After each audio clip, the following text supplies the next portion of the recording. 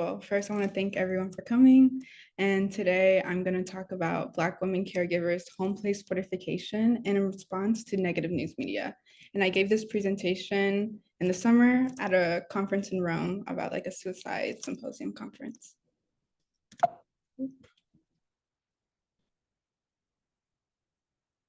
Okay, so to begin, research shows that repeated exposure to negative news media, such as videos of police brutality, can be internalized, leading to negative mental health outcomes from Black Americans.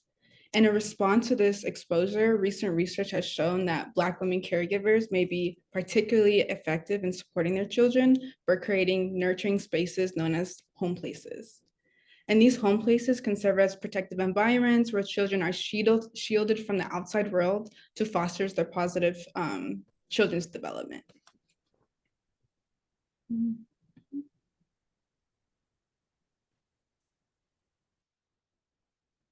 And one type of home place that this current research is looking at is ethnic racial socialization. And recent studies indicated that Black women caregivers create these home places through this ethnic racial socialization process, where they guide their children in navigating like the realities of racism and what it means to be Black in today's society.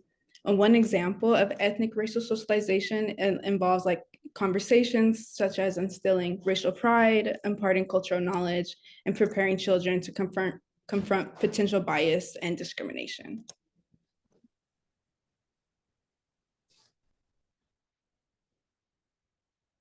And I just wanted to highlight some key ethnic racial socialization findings and contextualize it in this negative news media, specifically talking about like police brutality and things like that. So in 2014, Thomas and Blackman reported that Black parents experienced this increased anxiety about their children facing bias after Trayvon Martin's murder. And similarly, in 2021, Sullivan et al. Looked at Black parents' discussions with their children before the murder of George Floyd and after. And then they found that Black parents had more discussions with their children about racial inequality after George Floyd's murder in comparison to white parents. And then also when we're just specifically looking at Black women caregivers and Black mothers, Watts in 2018 found that Black mothers engage in conversations to foster critical consciousness in their children and to teach the children to rely on this communal supportive care when confronting like racial bias and discrimination. So when we're thinking about negative news media and like police brutality, it's showing that Black parents are having like these increasing feelings of anxiety and worry for their children. And then Black mothers are shown to be like these key critical ethnic racial socialization agents when kids are dealing and seeing this. So that just brings us to the current study. So the current study explores how Black women caregivers, parenting and home lives are intertwined with the racism they experience in the world. And what I mean by that is when we're met with videos of police brutality and racism and discrimination, it's Black parents' duty to discuss this with their children, and they kind of form this protective barrier. And we're talking about these home places that they curate in their home to discuss about these external stressors that's happening. And specifically, the study explores how exposure to negative news media shaped Black women caregivers' decisions on whether and how to discuss current events with their children. So for the methods, we interviewed 12 Black women. Each woman was on average of a parent to 2 children, and 8 identified as mother, 2 identified as grandmother, and 2 identified as auntie. And then the questions we asked Black women caregivers in response was, the death of George Floyd has led to wide-scale activism and calls for police reform during the COVID-19 pandemic. Has this news impacted you and or your children? And then we also had a follow-up question asking, are there any current local or national news stories that have impacted you and or your children?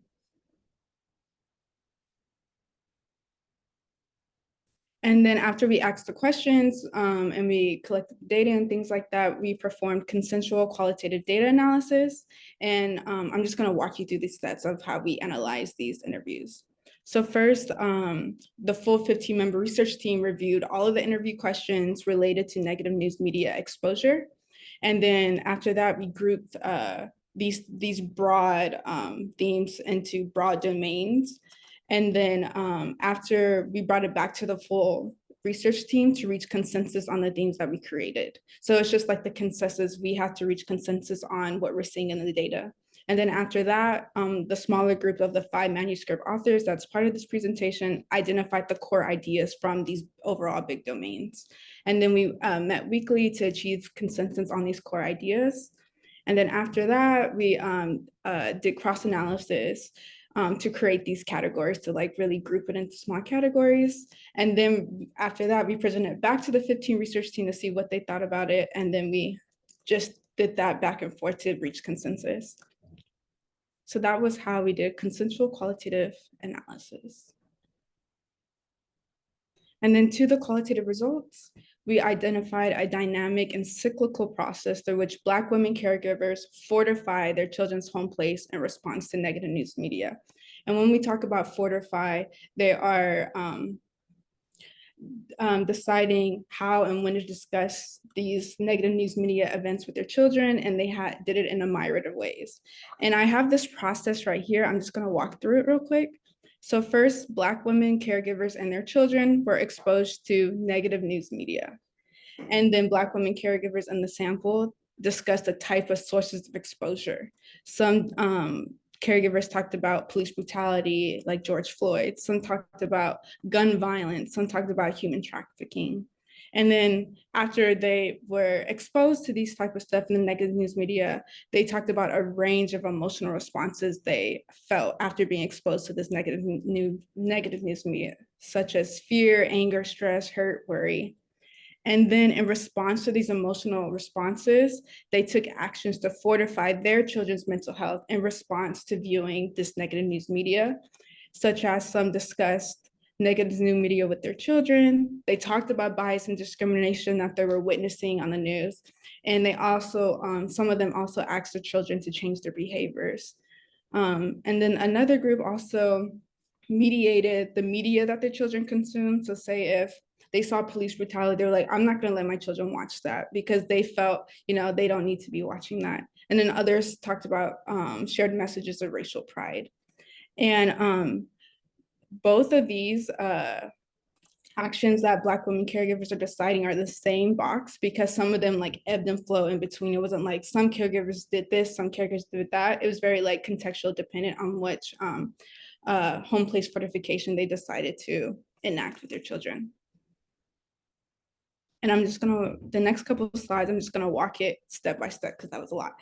Okay, so first, Black women caregivers described the type of negative news media that they were exposed to and how it impacted their mental health and well-being.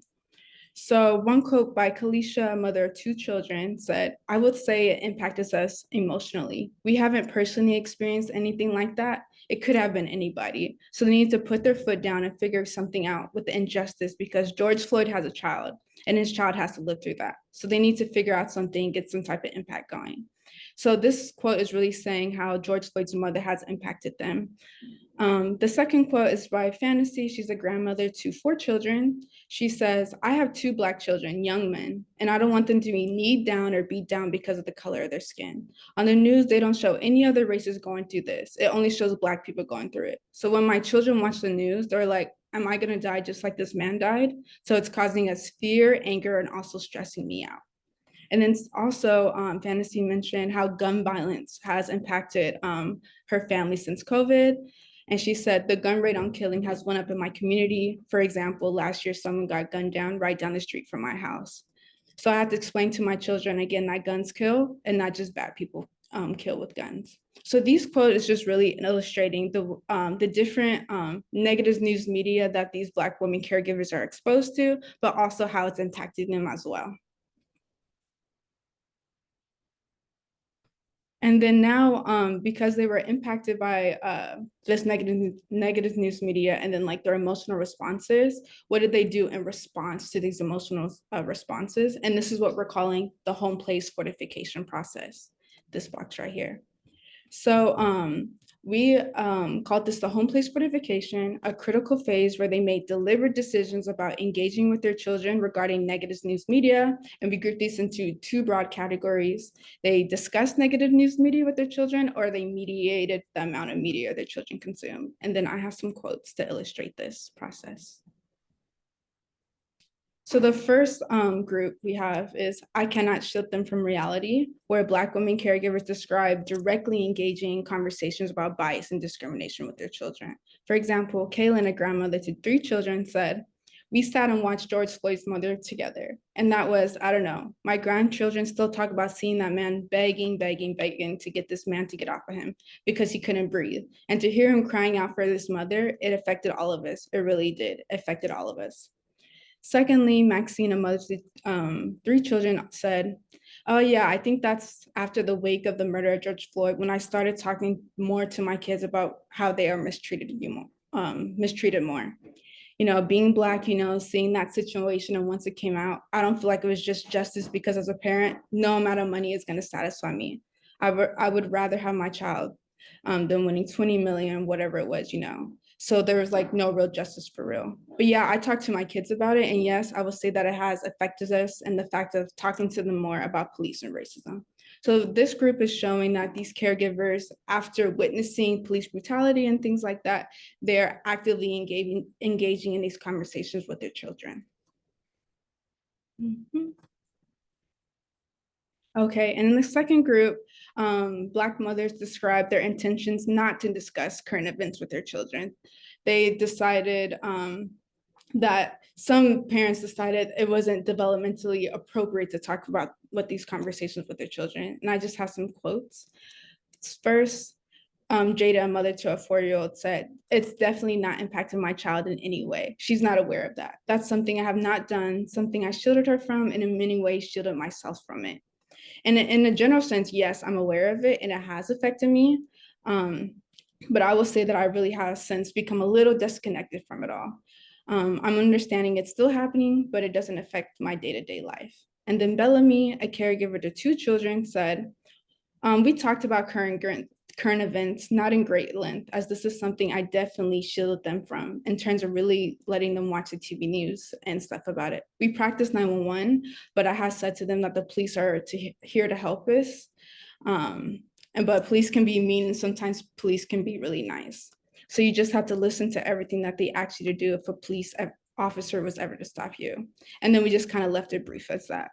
So these 2 quotes are illustrating how these caregivers are like delaying these conversations with their child, and kind of like mediating what the caregivers are seeing on the news and saying like, "Hey, my children don't need to see this." So overall, I know that was a lot. We identified a dynamic and cyclical process through which Black women caregivers fortify their children's home place in response to negative news media. Caregivers, again, were exposed to negative news media. They talked about their sources of exposure, and then they talked about the emotional responses they had while looking at this exposure. And their emotional responses led them to fortify their children's mental health in different ways. So just to bring it all together, Black women caregivers described how watching the negative news media caused them to feel emotions such as fear, anger, and sadness. And after being negatively impacted by media, caregivers take deliberate actions to protect and nurture their children's mental health at home. And the analysis of these narratives revealed a process by which Black women caregivers buffered the impacts of the 24/7 news cycle of their children through the broad things that we talked about. And I really want to highlight that I'm not saying that there's a right or wrong way, such as we have to actively engage in these conversations or mediate the media. It's just caregivers did this. They decided if it was the best for their children as a means to protect them, you know, fortifies our home place. So it'll be like less stressful for them for these external stressors. And some future directions. Our study focuses on the socialization strategies used by Black families and the emotions and perceptions of the caregivers themselves, which is new. And we were able to just look at this dynamic process of ethnic racial socialization, while how caregivers are being impacted by something, and because of that impact, they're doing these deliberate actions with their children. So I think to add on to this study, future research should adopt a dyadic approach by interviewing not only the caregivers and the children to really understand how children are also understanding how their caregivers are being affected by this, and also how they're also understanding this negative news media that's present right now. And then also another future direction would to examine how children's social identities shape the specific home place fortification strategies that Black women caregivers utilize, such as looking at children's age, gender, and things like that. So that's all I have for today. Thank you so much for listening. And reach out to me if you guys have any questions. Thank you. You guys can either unmute yourselves or you can put it in the chat, and hopefully we should all be able to see it. If not, I can also read them off.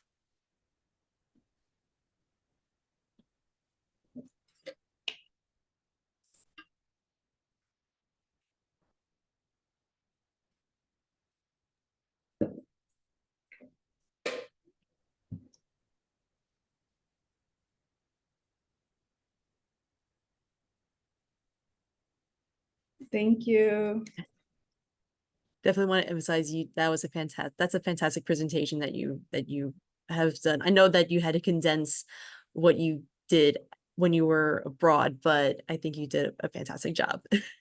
Thank you so much. That means so much to me. I have a question. So I think that amazing job, Elisha. You killed it, did great. I did just want to ask though, if when you were asking those questions, what did you have anything like a kind of like a, I don't know how to word it, like a trauma, like care lens, the way you approached it, and like were you able to have like a, like some kind of, I don't know, pause or something, for any caregivers who needed like a moment to kind of process, before or after they answered? That's a good question. I did come after the fact with the secondary data analysis, so I wasn't part of like the interviewing team. But yeah, I don't want to speak to it. Dr. Menz is on the chat. Maybe she can speak to that more, and she can, yeah. Okay. Absolutely.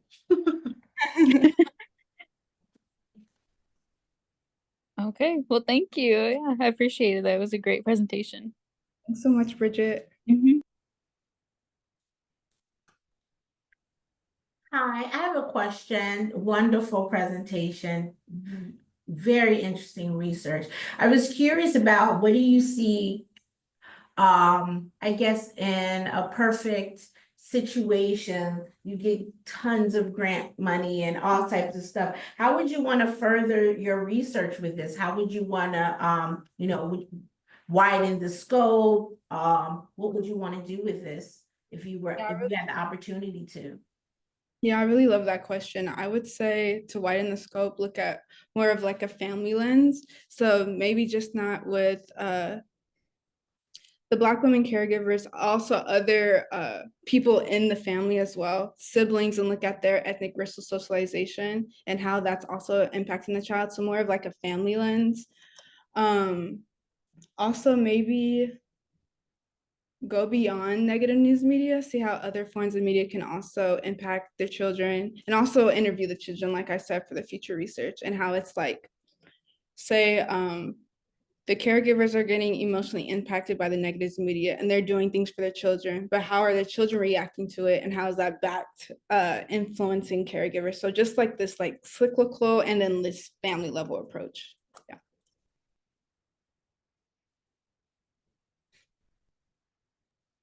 This is more of a comment. I would be interested in if this was, regional, if it was, how different types of, based on where we all live, the type of news content and things that are going on, how this would affect us. It's also in different countries and things like that. That would be fascinating if it's all the same, no matter where we are. That would also kind of be an indictment on news, you know, how things like that, or how, you know, things that, you know, Black people, Black women and things are facing in general, if it's not just within this country or just in a certain region, if it's in different countries, in different areas, what are children being, you know, what they are witnessing and what they're doing. That would be fascinating. I agree, actually, like on an international scale, because not everyone's getting the same type of news stories and local news stories, and see what's really like causing fear or what other caregivers are emotionally impacted. So yeah, definitely on like regional, like what other people are scared about and how they're socializing their children because of their fears. Yeah.